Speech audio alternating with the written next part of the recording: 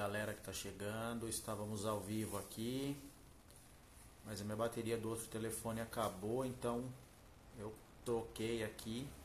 Já vou conectar de novo, já vou convidar o Cláudio novamente aqui. Tem algumas conclusões aqui de pergunta, tem duas outras lives aí já no histórico para vocês.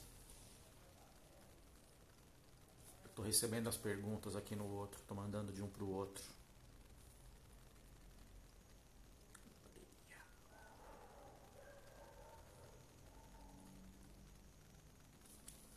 Quando eu ver o nome dele aqui, eu já convido ele, hein, galera. Tem a pergunta do Tamborini aqui também.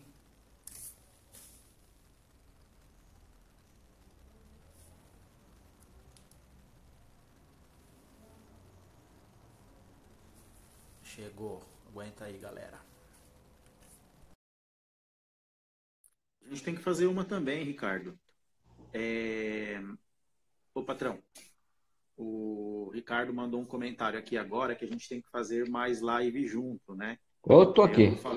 E eu tô falando para ele que eu preciso fazer uma com ele, né? Porque o negócio meu e do Ricardo é mais, faz assim, assim, assado, né? O seu é aquela informação técnica mais detalhada, coisa e tal, que a gente não dá para o cliente, né? O seu material é um pouco diferenciado do nosso. Eu estou recebendo aqui as mensagens no outro telefone, mas se o pessoal puder reenviar, eu agradeço, porque a bateria dele Rapaz, está acabando. deixa eu fazer uma pausa. Deixa eu Ah, fazer uma pausa. Faz uma pausa. Posso? pode. Tem uma pessoa assim, rapaz, eu fiquei muito feliz agora de vê-la. Ah, Catiúcia Miranda. Catiúcia Miranda, eu vou mandar um abraço para você em especial, tá, Cati? A Cati, deixa eu te contar essa história. Catiúcia Miranda, ela entrou para fazer o bacharelado em zootecnia comigo. Em determinado momento da nossa vida acadêmica, ela resolveu que iria desistir, né? E nós sentamos e conversamos e, graças a Deus, ela resolveu continuar, né, os seus estudos e a sua formação. Ela se formou em bacharel, agora recebi a notícia que ela acabou de se formar em mestre e já está tentando o doutorado, cara. Ô, minha filha, você não sabe o tamanho do orgulho que eu tenho por você. Catiúcia Miranda, vai beijo falando aí enorme que eu para estou você. preparando um cenário. Tá bom, vai preparando, tá? Você não sabe o quanto você me fortaleceu durante a nossa vida acadêmica e o tamanho do orgulho que eu tenho em ver uma pessoa assim tão dedicada como você. Gente, nós estamos no nosso meio aqui uma pessoa que está partindo para o doutorado e voltada sempre para o bem-estar animal e comportamento animal. Cati, seja bem-vinda, tá? Ricardo Tamborini, perto de vocês, ele disse: eu passo vergonha. Para com isso, né? Deixa de ser modesto, né, ô Ricardo? Tá bom? Ô, Tamborini, menos, tá? Menos. Vamos ver mais aqui quem tem. Deixa eu ver. Vocês têm que fazer mais lives juntos, estão de parabéns. Porra, nada. Ô, Tamborini, você de novo, cara? Se liga. Vamos continuar aqui enquanto ele está lá. Gente, ah, Carvalho, Carvalho Reina, gasto energético. Como lidar com ausências de passeios? Meu dog é um AB. Como lidar com ausências? Primeiro, é Ricardo, né? Carvalho. Não, é Carvalho Reina. Carvalho, eu costumo dizer o seguinte: o que mais a natureza preza? A natureza num todo é energia. E eu costumo também dizer que energia é algo muito caro. É caro, ele tem um valor imensurável. Por quê? Porque tudo que nós fazemos, tudo que nós pensamos, tudo que nós sonhamos, tá? É energia. Né? O saldo final dela é energia. Mas por que nós acumulamos tanta energia? Eu acumulo energia, talvez você não saiba, as pessoas não saibam, mas nós acumulamos energia em forma de gordurinhas, em forma de músculo, em forma de gorduras hepáticas. E por que nós acumulamos? Justamente para gastar energia, para a gente ter um saldo positivo no final. E rapaz, eu vou dizer para você o seguinte: todo animal que não gasta energia de uma forma sadia, ela vai gastar energia de uma forma não sadia. E se nós pegarmos assim as 5 liberdades do bem-estar animal, A casa cai. talvez cai muito grande. Depois vocês pesquisem aí no Google 5 liberdades do bem-estar animal. Espera aí que eu Uma vou gravar delas você é. falando essa parte. Então, eu estou com você. Beijo, Japa, obrigado por toda a ajuda. Ô, Cati, sempre, sempre, sempre, sempre. Amo você. Manda ver. Um desses itens das 5 liberdades do bem-estar animal se diz em relação à expressão do comportamento natural da espécie. Entendam que toda e qualquer espécie ela tem que manifestar o seu comportamento natural. E o expressar o seu comportamento natural é gasto de energia. Imagina assim, o que é uma bomba atômica? O que seria qualquer bomba no mundo? É a liberação de toda uma energia acumulada. O que é um comportamento animal? É a liberação da sua energia acumulada. Então, os animais que vivem livres, eu costumo dizer que animais de fazenda, de sítios, eles são animais felizes, porque eles têm oportunidade de gastar suas energias. E o que são os animais dentro do seu apartamento? Quietos, pacatos, sem vontade. São o oposto dos animais de roça. Eu também costumo dizer que todo animal cansado é um animal feliz. Ora, então quando nós falamos de gasto de energia, filho, o que falta é explorar mais o teu bicho.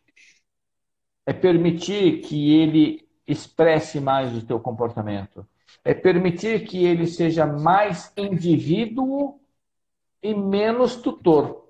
Por quê? Porque o tutor, quando sai, fica junto, aqui, quieto, não come, não vai, não faça. Nós limitamos muito.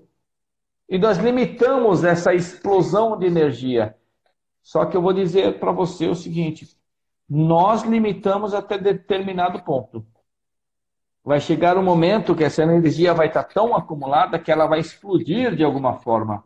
E ela vai explodir de algumas formas que às vezes não são legais para você, como a destruição do seu sapato, né? O roer das partes plásticas do seu carro, é o destruir da sua mobília, é a agressividade ante um ser humano, é a agressividade ante um indivíduo de qualquer outra espécie, é o expressar de um comportamento não natural e não aceito pela nossa sociedade. Então, o conselho que eu dou é: gaste energia. Gaste. Quando nós falamos assim em passear pelo menos 30 minutos por dia com teu cachorro, filho, isso daí é o mínimo do mínimo do mínimo.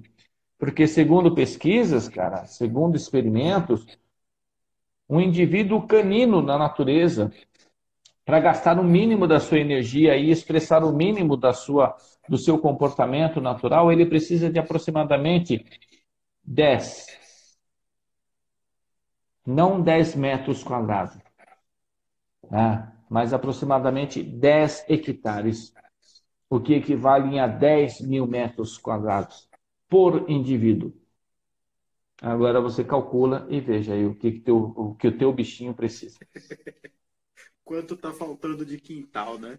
É, Ó, exatamente.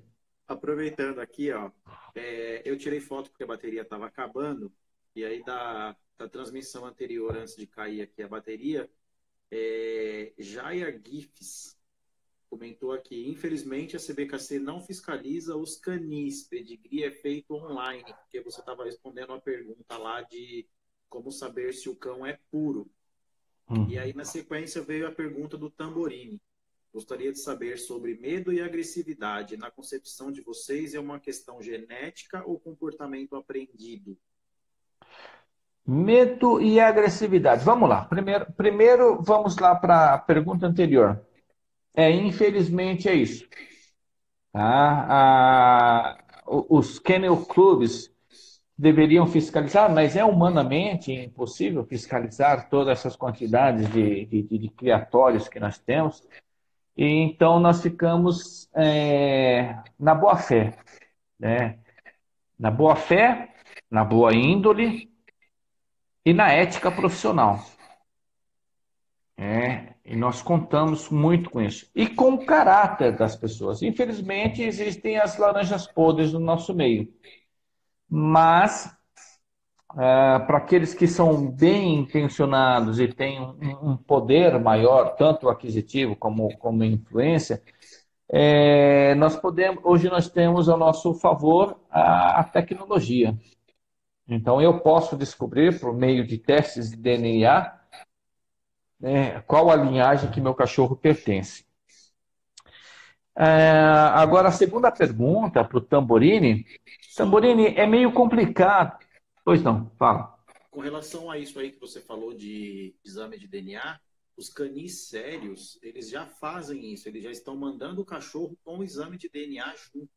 Muitos canis já estão fazendo. E eu comentei isso porque as pessoas falam muito, né? Eu sempre posto aqui no Instagram, cachorro para doação, e falo sobre cães de raça também. E as pessoas criticam muito a situação de vender cães, mas eu explico da minha forma, né? Que, infelizmente, os cães que nós temos aí abandonados e abandonam cães de raças também, eles são por questão de criação que não deveria ser feita e abandono de animais que as pessoas não souberam lidar. Então, os canis não têm culpa disso. Quem tem culpa é o humano que pega o cachorro e não sabe o que faz, né? Eu vou dizer para vocês que a maioria dos canis que eu conheço e que tenho contato são canis sérios. Exatamente.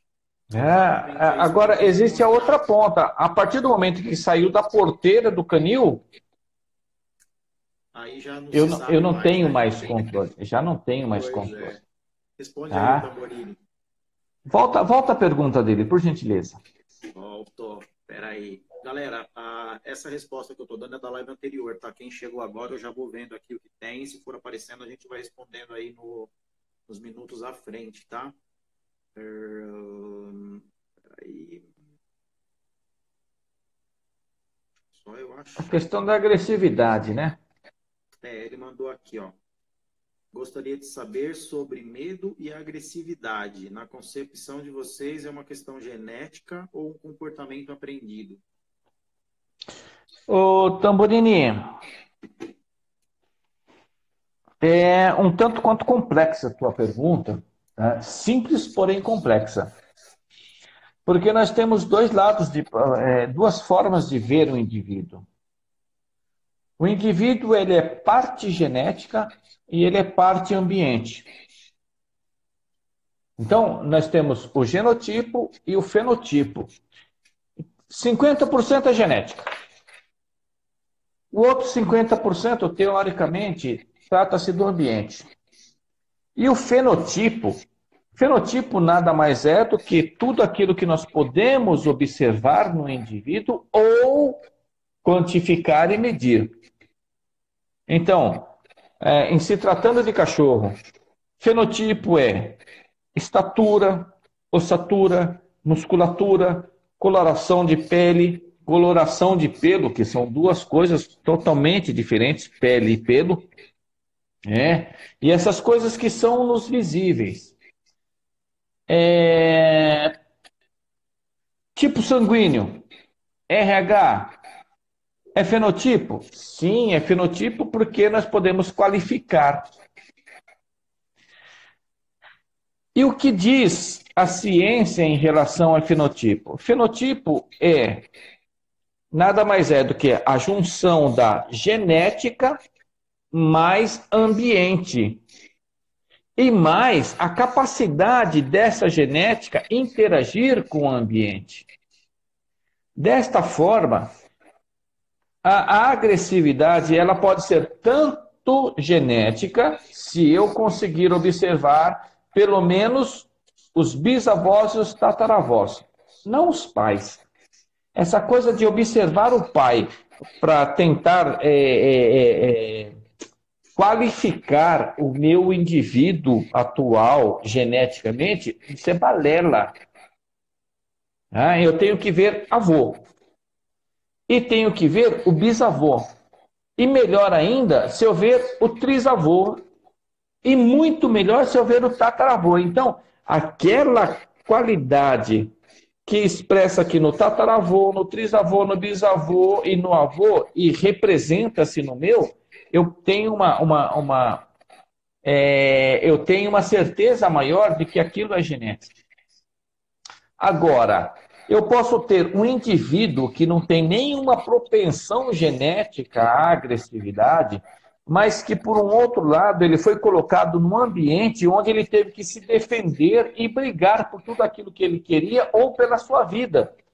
E ele, então, aprendeu a ser agressivo. Eu falar para você, Tamborini, que a agressividade pode ser genética ou ambiente, seria uma coisa leviana. Por quê? Porque eu tenho que observar. Eu tenho que observar os antepassados e tenho que observar o ambiente onde ele foi criado. Lembrando que, teoricamente, é 50% ou 50%. Se eu não me atentar para tudo isso, eu estaria dando para você uma resposta muito, mas muito leviana. Bacaninha. Deixa eu ver aqui. Da de agora, se tem alguma. Da anterior, nós já respondemos todas. Deixa eu só confirmar aqui também, mas eu acho que foram todas. Estou te ouvindo. Tá, beleza. Ô, coisa. Aqui a galera entrando na live. Eu tô apanhando do Instagram aqui, galera. Tá, enquanto você vai vendo aí, eu vou dando um abração para as pessoas, tá bom? Aí. Jaime de Nerds, alguma coisa assim. Valeu, um abraço por estar nos acompanhando. O Luco Grande entrou também. O Patrick Zabotti, é isso? Samara Melo. Manda aí. Um abraço para todos vocês. MO Brasil. Como lidar com o cachorro querendo colo o tempo todo, pedindo comida quando estamos comendo? Quer saber o quê? Como lidar com o cão nessa situação? Como lidar com o cachorro querendo colo o tempo todo e pedindo comida quando estamos comendo? Não dê colo o tempo todo e não dê comida. A minha resposta é simples. Olha, cara, assim, ó. Deixa eu falar uma coisa assim, ó. É que eu acho que essa pessoa não estava no começo da live. Tudo bem. Mas só vamos pensar assim, pessoal. Imagina eu, Cláudio Fudimoto, tá bom? Hoje eu estou solteiro. E resolvo quebrar a quarentena e ir para uma balada.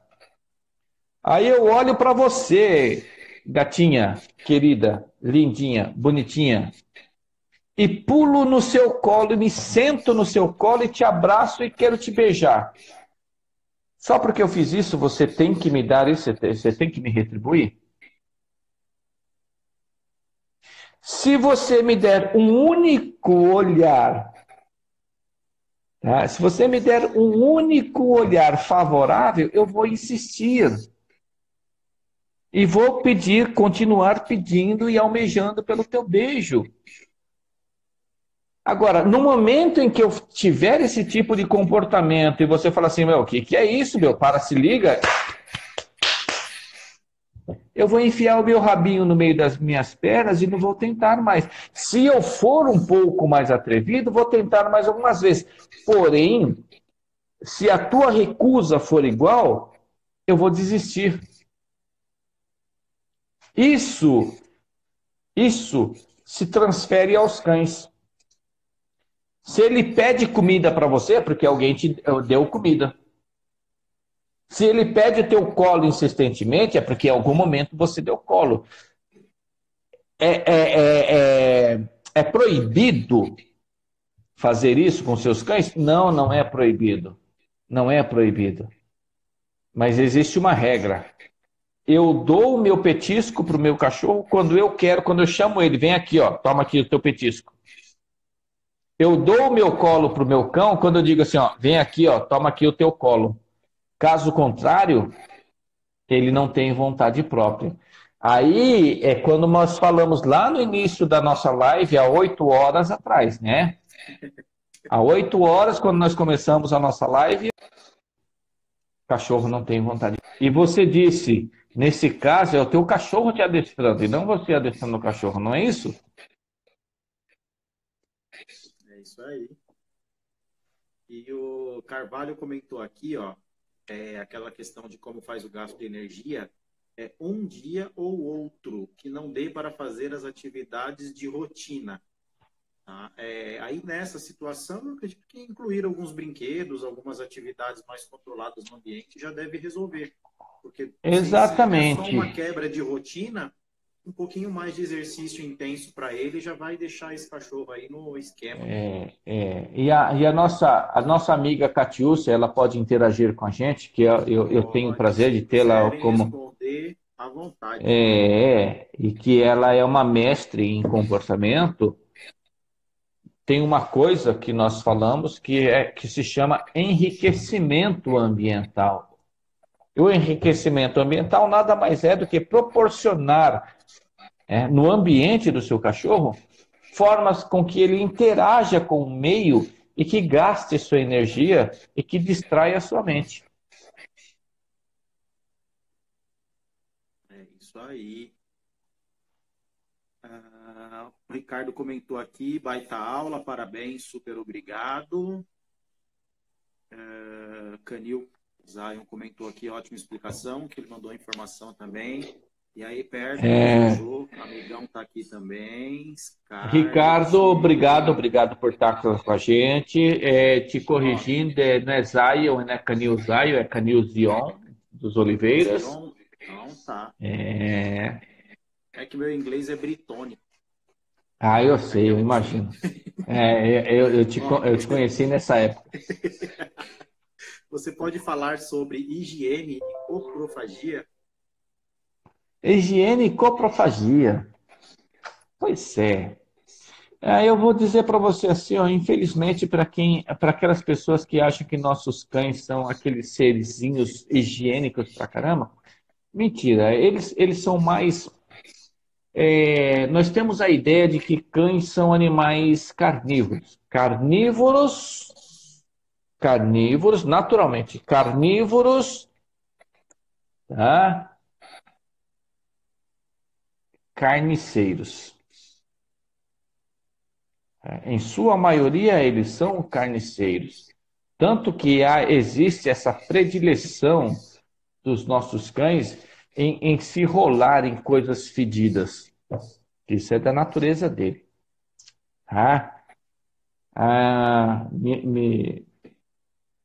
Desculpa, veio uma outra mensagem no meu celular aqui, eu me perdi um pouquinho. Bagunçou tudo. Me repete. Me repete a pergunta. Higiene e coprofagia. Coprofagia. Então, coprofagia. Então, Então, existe uma deficiência nos nossos cães. Por quê?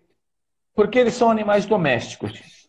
Primeiro, nós temos que definir o que é doméstico, o que é domesticado. Então, nós temos selvagens, domesticados e domésticos. Selvagens são os animais que nasceram no meio natural e vivem no meio natural. E conservam toda a sua estrutura física, psicológica e comportamental, como nos seus antepassados, com algumas alterações. Esses são os animais selvagens. Os animais domesticados.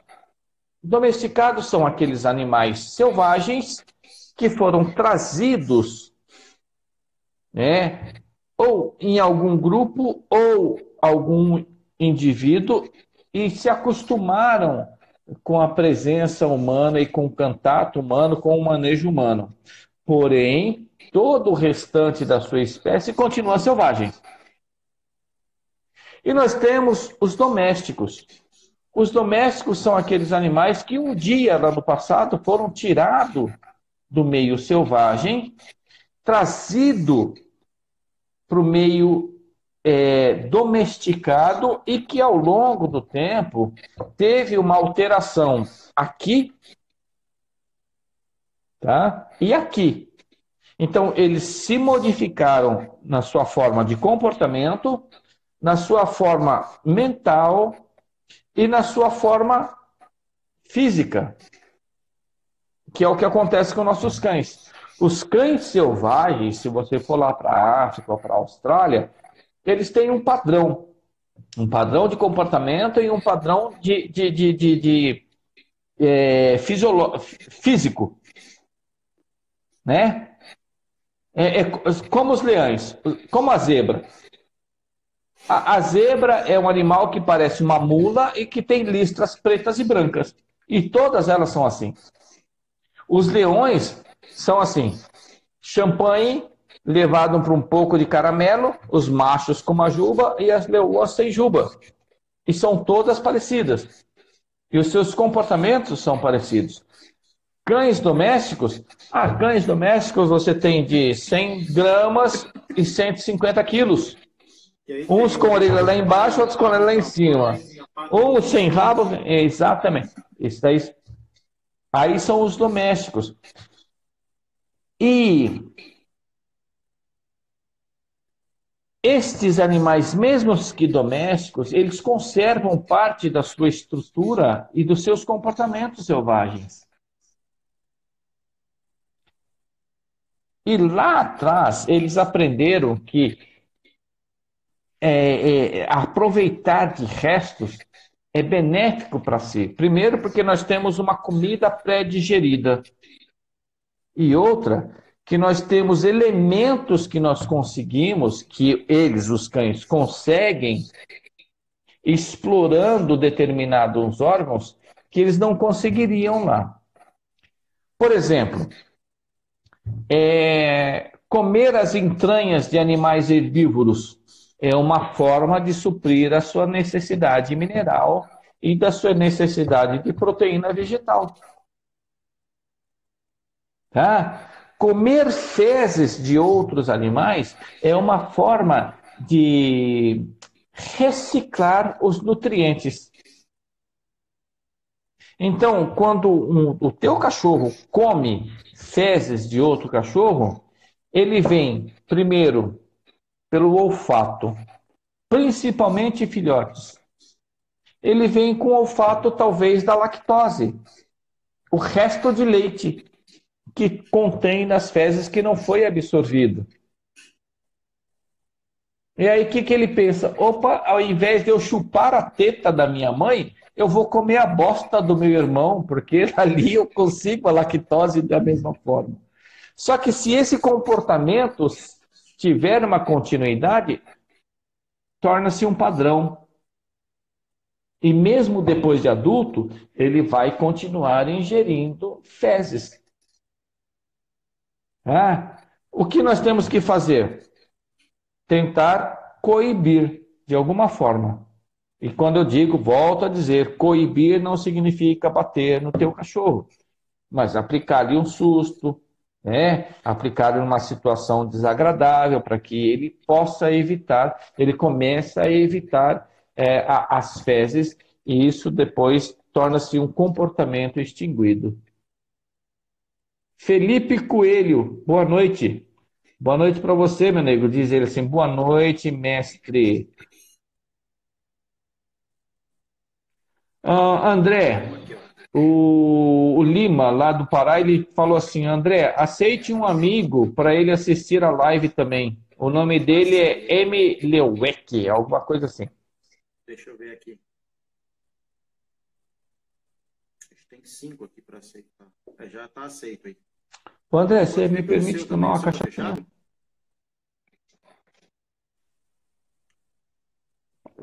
Tá mas eu tô com medo. Tenho aqui, ó. Tem um filhote de Shih Tzu muito agressivo com outros animais. O que fazer? Não tenho problema com crianças e com pessoas.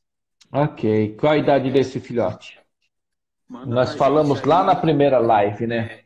Manda pra gente a resposta aí, Scarlett. Qual é a idade do seu cachorro?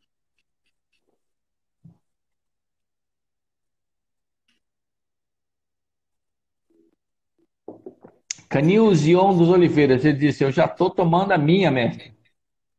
O camarada aí já está aceito, tá? Ok, o Liminha, tá aceito aí. Scarlett Amanda, 1 ano. Pois é. Essa é a do Shih Tzu, né, Scarlett? Então eu... Pois é, então. Como eu disse anteriormente, os primeiros 4 ou 5 meses da vida de um filhote serão decisivos para toda a sua vida terrestre. Então, tudo aquilo que ele aprende nesse período, ele vai carregar para o resto da vida dele. Sendo assim, se dentro desse tempo ele não aprendeu a conviver com outros animais, eu vou dizer para você, eu não queria ser o portador dessa notícia infeliz, mas você tem um problema, tá? E esse problema só pode ser resolvido com um tratamento comportamental. Então eu sugiro que você procure um profissional que saiba o que está fazendo e ele possa dar um tratamento, não a cura, mas um tratamento para o teu filhote. E ela pergunta ainda, será que tenho que castrar? A castração, como resposta, é uma faca de 2 legumes. Por quê? Nós temos na literatura científica 2 formas de ver a castração. Primeiro, a castração, existe a castração pré-púbere e a pós-púbere ou pró-púbere. Isso significa pré-púbere, antes da sua puberdade, tá? E a outra, ao contrário, é pós-puberdade. Antes da puberdade, nós conseguimos evitar um monte de comportamentos esses que nós não queremos no futuro, como demarcação de território, agressividade, etc. e tal. Porém, como nem tudo é belo, a pré-púbere, nós temos que entender que a castração significa a retirada do testículo ou do sistema reprodutivo da fêmea. No caso dos machos, quando nós retiramos os seus testículos, lá é onde vai acontecer a produção da testosterona. E a testosterona ela é responsável pelo crescimento osteomuscular.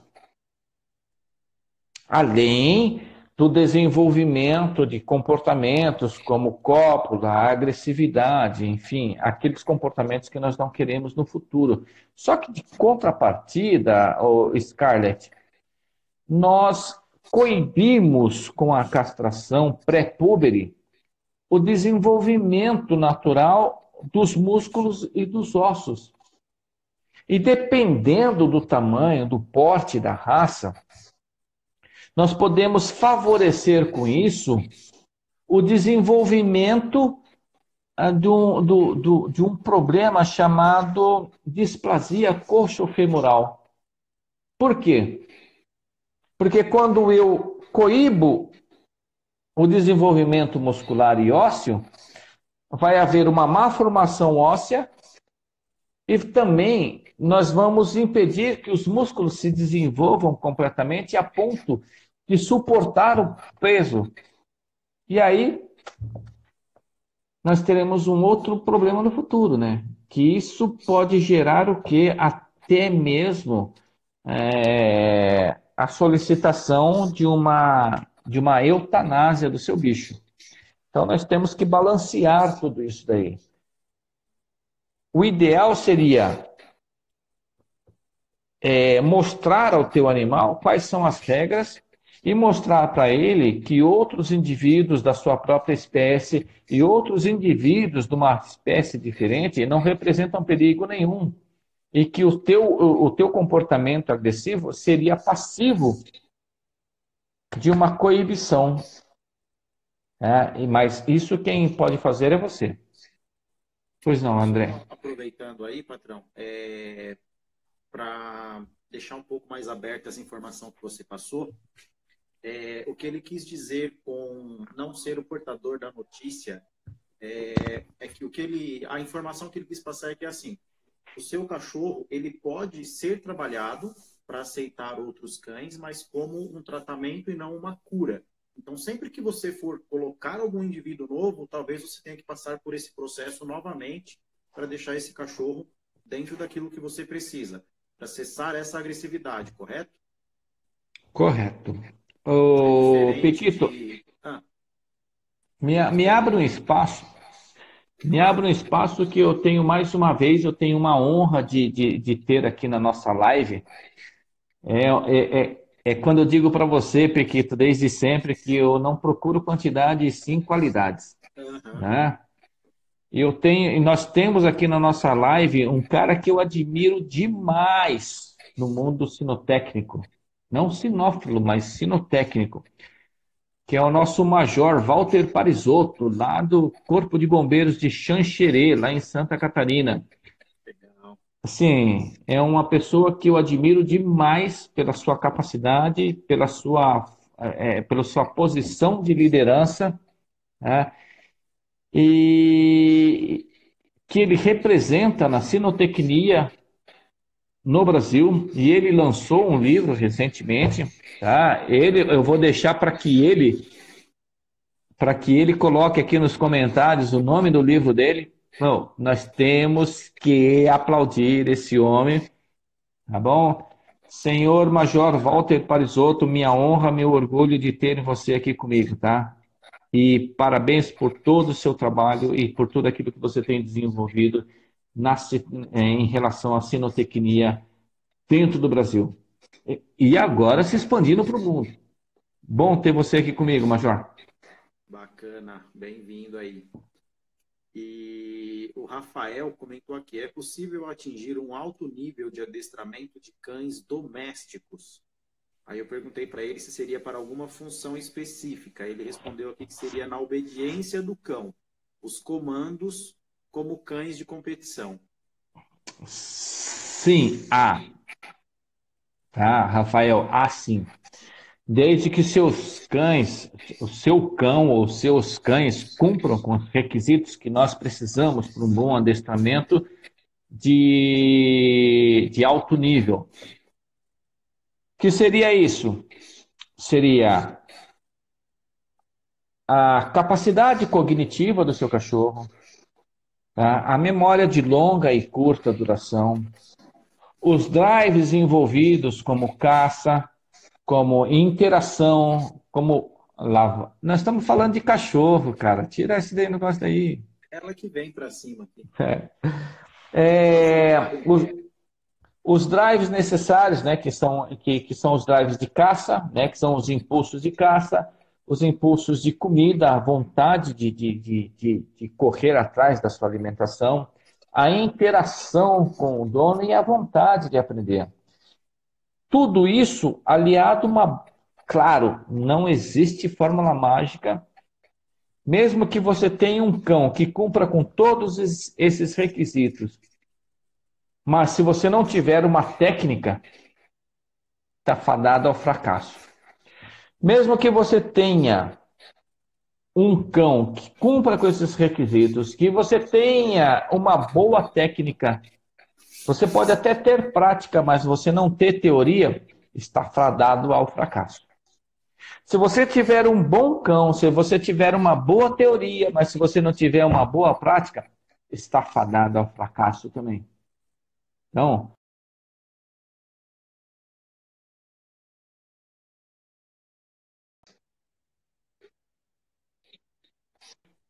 com todos os requisitos, você tem que ter uma ótima teoria e você tem que ter uma ótima prática. Sendo assim, esse cachorro, ele não vai ter um alto nível, um alto rendimento somente dentro do âmbito doméstico, né? Mas para qualquer outra função, desde que ele seja selecionado para tal. Scarlett Amanda, não há porquê. Ela diz assim, muito obrigada. Eu vou dizer assim, por nada. Tem aqui. Deixa eu só mandar um recado para a Bailey aqui. Bailey, eu acabei de responder você digitando aí. Amanhã tô aí se quiser. Cadê? Na obediência. Queria que você falasse um pouco sobre o cruzamento de cães. Amanhã irei colocar 2 fêmeas para cruzar. Não vai dar. Não, brincadeira. Se não coloca 2 fêmeas, não, tá? Não dá. Uma fêmea e um macho. Não dá, tá, não dá, é um não dá. envolvido na brincadeira, tá? Então, o ser humano tentou cruzar 2 machos e 2 fêmeas e não foi para frente. Não deu, não deu. Não, mas eu entendo. Relação cruzamento. O que eu peço a todas as pessoas que evitem, primeiro, antes de mais nada, evitem a endogamia. O que é a endogamia? É o cruzamento de indivíduos da mesma comunidade, da mesma família, com o mesmo grau de sangue.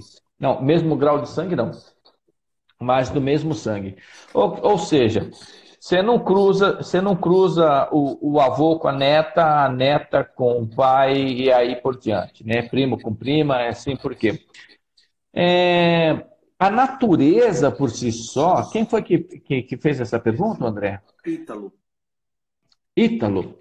Ô, Ítalo, a natureza por si só, mesmo que algumas vezes, né, ela se contradiga e cruze em indivíduos da mesma família, a natureza ela tenta evitar isso daí.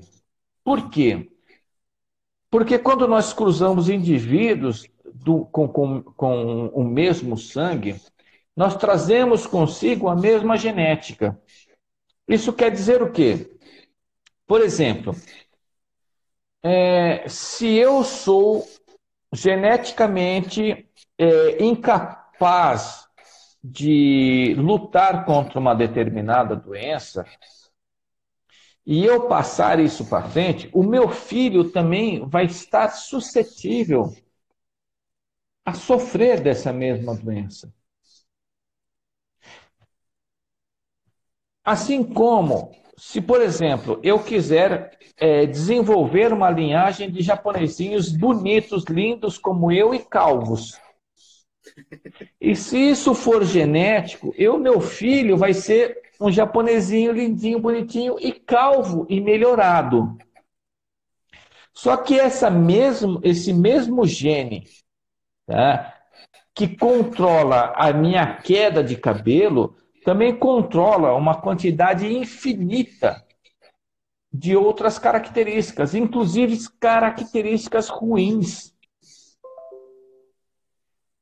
Desta forma, eu tento, na minha seleção genética, e naquele trabalho de melhoramento genético que eu faço, eu tento excluir as qualidades não, os defeitos. E eu tento manter as qualidades. Só que eu volto a dizer, aquele gene que controla uma qualidade também pode controlar um defeito. E eu levo isso para frente. Quando eu cruzo indivíduos do mesmo nível de sangue, puxa vida, eu posso levar para frente qualidades, mas eu posso levar para frente também um monte de defeitos genéticos. Então, o que eu antes de cruzar. Lembra, André, lá atrás que eu falei a respeito do pedigree? Pois bem, eu pego aquele pedigree, toda a árvore genealógica do pai, e pego toda a árvore genealógica da mãe contida no pedigree, tá? Aí eu faço uns cálculos muito loucos aqui a respeito de genética. Tá? Nós temos toda uma fórmula. Eu sigo uma fórmula e mais umas 2, 3 horas de cálculos, para no final eu ter, tá, um coeficiente, aquilo que eu chamo de coeficiente de endogamia, que nada mais é do que a representação em porcentagem do que seria o grau de sangue entre os indivíduos. Quando eu faço isso, geneticamente dizendo, já te chego aí, geneticamente dizendo, tecnicamente dizendo, é aceitável no máximo, assim, estourando 6% de endogamia, 6% de endogamia. Eu quero ter abaixo disso, entre 3, 2, né? Para que eu possa manter uma característica sem trazer muitos malefícios. Mas o ideal mesmo seria 0% de endogamia. Entendi. Você entende? Então, quando eu vou colocar indivíduos para serem acasalados, ou eu faço um cálculo tremendo. Agora, se eu não tenho habilidade para isso, eu peço para o médico veterinário, eu peço para um biólogo, ou eu peço para um zootecnista fazer e calcular isso para mim, para ver até que ponto isso é viável. Isso é basicamente aquilo que eles estão fazendo com os American Bully exóticos, que eles costumam dizer. Eles vão fazendo choque, choque, choque, e o bicho fica pequeno, cabeçudo, pata torta, e aí torta, o que é o bonito e compra o cachorro. O que é o choque, choque, choque, choque que você falou? O choque, choque, choque é colocar indivíduos com o mesmo sangue. Indivíduos de parentes. E aí, o que eles fazem? Eles extrapolam os 6%. Entendi. Eles ficam... Então, quando eles surgem com essas novas raças exóticas, normalmente não. Eles pegam os defeitos genéticos. Tá? Eles cruzam sangue com sangue e pegam os defeitos genéticos e cruzam entre eles para dar uma nova característica. Aí entra as patas tortas. Infelizmente, o pastor alemão hoje, você viu o grau de angulação que ele tem? O cachorro tá... Ele é assim, isso não é o cabeça aqui e a pata aqui. Daqui uns 20 anos eu vejo o pastor alemão só com os membros dianteiros, sem membros traseiros. Sem pata traseira, não precisa, né? Para quê? Não precisa, não vai ter essa utilidade. Então, infelizmente... Pois não. Só uma pergunta aqui. O Ítalo, enquanto você explicava, eu mandei uma mensagem e perguntei para ele se os cães que ele vai fazer a cruza lá, se eles eram de parentesco diferente. Ele falou que sim. Ítalo, me confirma aí se eu tiver certo. Eu acredito que a sua pergunta com relação a essa parte de cruzamento é na questão de aproximação desses cães. Eles se conhecem, não se conhecem? Fala um pouco para a gente aí. Eu acredito que o que você quer saber é se tem alguma forma de fazer isso melhor para ficar bom para os cães, correto? E um pouco mais abaixo, ele colocou aqui, ó. O cão pegou a fêmea uma vez, não precisa colocar mais. Ah, é muito relativo. Pegou quando? Ah, então, ele quis dizer, ele vai pôr amanhã. Ele quer dizer, se pegar amanhã, não preciso mais pôr. Não, não, não, não, não. É Ítalo, né? Ítalo. Ítalo. Bom, Ítalo. Existe uma fase que antecede o cio. Existe o cio propriamente dito e existe uma fase que procede o cio. Antes do cio, ela emite todos os sintomas, ela emite os sinais, alguns sinais, e principalmente em termos de hormônios e feromônios, para dizer para o macho que ela está quase pronta para acasalar. E o macho fica naquela doideira toda. Ele quer porque ele quer, porque ele quer, porque ele quer. Algumas fêmeas aceitam a cópula, porém ela não está no estro. A cópula acontece, mas a possibilidade de fecundação é menor. Existe o estro, em que os óvulos estão maduros, e se a cópula acontecer, eles vão ser fecundados. E existe a fase de depois do estro, né? Que ela pode até aceitar, mas os óvulos já não estarão mais disponíveis para fecundação. Então, o que eu quero dizer é que tudo depende da fase em que você vai colocar os animais na cruza. Ouviu, André? Ouvi. E tem como ter ideia disso não sendo cachorro e sentindo isso? Não sendo cachorro sentindo isso, normalmente é 777. Né? O que é 777? 7777 é assim, do momento que ela entrou, começou os sinais, 7 dias é a fase pré. Tá. Depois existe mais 7, que é a fase que ela está pronta. E depois existem mais 7, que ela já passou da fase. Entendi. Então, Aí, se você quer. Se você.